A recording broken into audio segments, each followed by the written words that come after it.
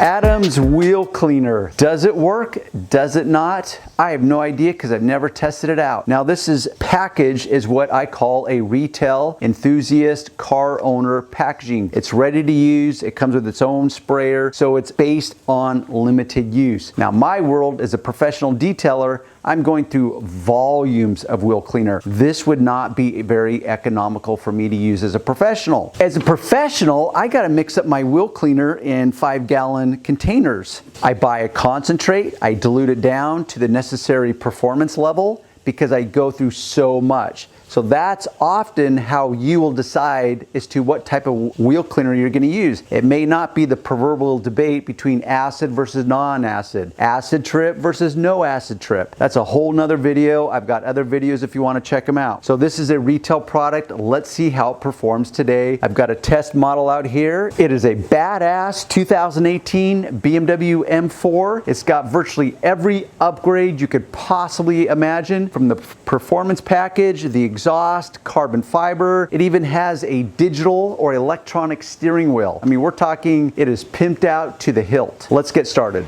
As a rule, every retail product will have its own unique sprayer, and what I mean by that is that generally there's going to be an off button, so you can swing this around and it will adjust the spray pattern. As a rule, there will be two spray patterns you can choose from. One is a more concentrated versus a fanned out spray pattern.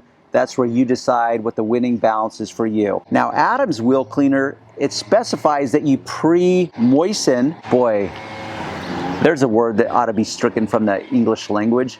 Moist, as in moisten. I don't know why I find that disturbing. Sorry for the sidebar. Adam's wheel cleaner suggests you get the wheel wet, then you spray the wheel cleaner on. That might be their solution as to kind of a generic dilution formulation. I have no idea. That's just what the directions say. So with that said, even though that's not what I do, because I want the chemical to be able to react very specifically to the dust, the brake dust, the dirt, and have it react without being diluted with the water first. So my rule is that I'm going to spray the wheel with the chemical or the wheel cleaner first, then I'm going to agitate, then I'm going to hose it down. Adams, they go kind of counter to the traditional accepted way. So in fairness to Adams, I'm going to follow their rules. Now what I do, because I am used to managing the world of Southern California, specifically the weather, and that has to do with the temperature. Let me add that I always work on a cool to warm wheel. How do you determine that? Well, if I can put my hand, my bare hand on the wheel, and I don't feel that it's ever gonna get burned, and I can leave it there indefinitely, I consider that a warm wheel, preferably a cool wheel, so I'm not dealing with the warm wheel accelerating the way this dries up. In case you're wondering why I have two types of gloves on, well, this is for protection, because I don't want those chemicals going into my body. Now, if I really wanted to be cool, I would go with the black glove. If I wanted to be economical, I would just go with the glove that I buy at Costco that's cheaper than this glove. But I get it, this glove looks way cooler, right? See how much more professional I look when I have the black glove versus the, I don't know, what color would you call that? White? What color would you call that, Sean? White-ish? I'm not sure. White or chalk, maybe? Chalk? We could go chalk. That sounds better than white. So I break it down, 4 parts of the wheel: the face, the lug nuts, the barrel, and the brake caliper. Yes, you will need a dedicated brush if you want optimum results. I start with the inside of the wheel barrel. Why do I start there? Because it's the most shaded area, and it's going to be the most difficult to really finesse and make sure I get it clean because it's round. So as I look down at this way, I only see half of the wheel. I have to do this in order to see the rest of the wheel. And I know when I do this, you also see that cool little bald spot that's happening on my head. So I'm going to pre-wet the wheel.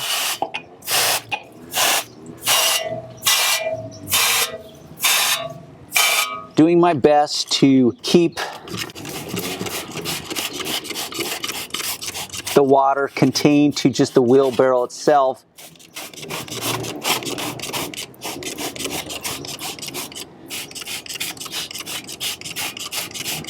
You see, can you smell that? Of course you can't smell because you're out in viewer land, but it smells like the Iron X. It's horrid. It's got this like rotten egg smell. So there's people out there that will say like, oh Darren, you're laying your brushes right on the ground. You're gonna pick up dirt, transfer it to the wheel brush. Well, these are nylon brushes. It's not like a microfiber cloth that is gonna naturally pick up dirt and debris. It's actually very safe. Plus the ground I'm working at, it's on cement versus asphalt. So these are nuances that I know as a professional just become a non-issue. Now, what's unique about the Adams wheel cleaner, which is really not that unique to the world of wheel cleaners, is that it chemically reacts to the brake dust, and so it starts changing it purple. They call this bleeding, which is just a glorified way of, you know, labeling something. So I'm gonna go with this one because it's thinner, it's smaller, and I think it will be a little more effective in this moment.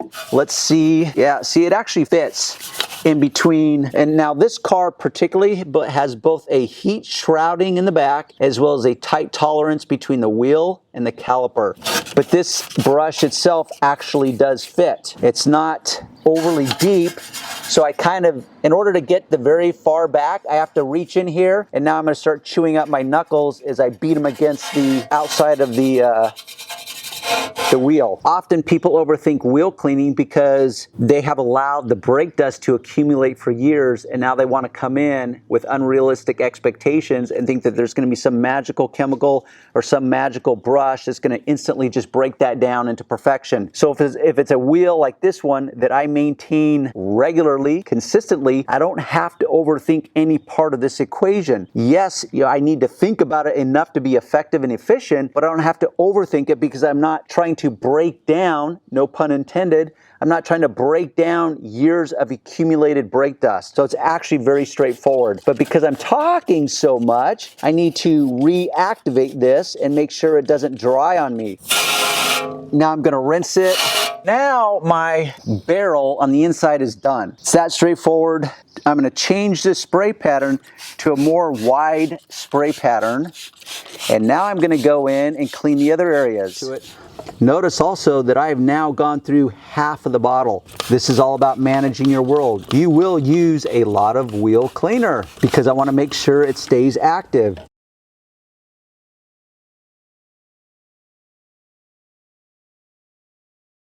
Now I hose it off. Now I have a clean wheel, and I have what I would call an acceptable wheel that is really detailed out. I'm gonna bring you in and show you how the Adams wheel cleaner performed. What my eyes are seeing, I'm gonna give it an absolutely thumbs up. The problem is I consumed so much of the wheel cleaner that if I'm detailing out a wheel like I did here, it becomes economically unfriendly. That's why I don't overthink it, and I will default to something that's a little more economically friendly, and that will be saved for another video. Let's pull in so you can see as much as possible the inside of the wheel barrel, that we have a very clean and detailed wheel. I never know how much of this is going to show up on camera. I'm just hoping that this is showing up. There, I've got my badass M series brake caliper that is powder coated. Actually, it looks like it's a metallic blue.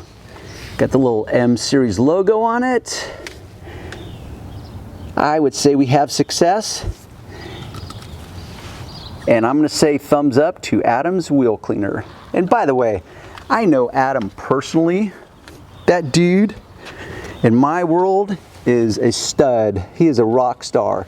Why do I say that about Adams? Because his integrity and his passion. So not only does he produce really, really good products, but he's also full of integrity and passion. So to me, that's a winning combination. We'll cut it there. Hope you learned something. By all means, if you like what you see, subscribe. I'd like to thank Sean Blue Tech Mobile Detailing for being the camera guy today. For his input, helps me out. You can check out his website. There's always going to be links at the description box or the show more box below every video. By all means, subscribe. And if you hit the little bell icon when you hit subscribe, that will make sure that you get any alert when I've posted a new video. Until then, we will see you on the next video.